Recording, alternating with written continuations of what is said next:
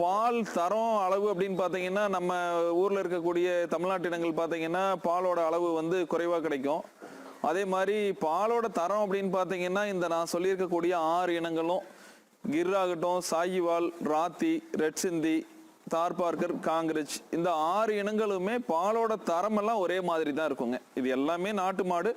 நாட்டு மாடுகளில் வந்து இது கறவை இனங்கள். இந்தியாவுடைய நாட்டு மாடுகளில் இது வந்து இந்த 6 பிரீடு வந்து கறவை இனங்களை வழிய, மற்றபடி வந்து நம்மளோட காங்கேயம் வந்து தாழ்ந்ததாகவோ அல்லது வந்து வட இந்திய நாட்டு மாடுகள் உயர்ந்ததாகவோ நான் சொல்லலை.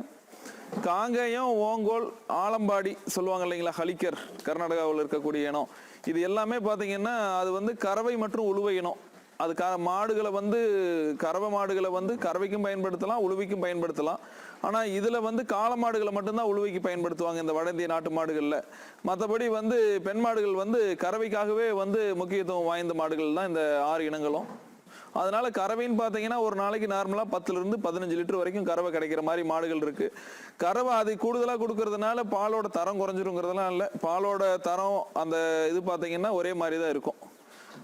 அந்த கறவையில் வந்து ஒரு மாடுகள் அப்படின்னு பார்த்தீங்கன்னா இந்த மாடுகள் கறவை இனங்கள்னு சொல்லக்கூடிய இந்த 6 இனங்களுமே ஒரு டைம் வந்து கண்ணு போட்டுருச்சு அப்படின்னா வந்து ஒரு 300 நாளைக்கு பால் கொடுக்குதுங்க.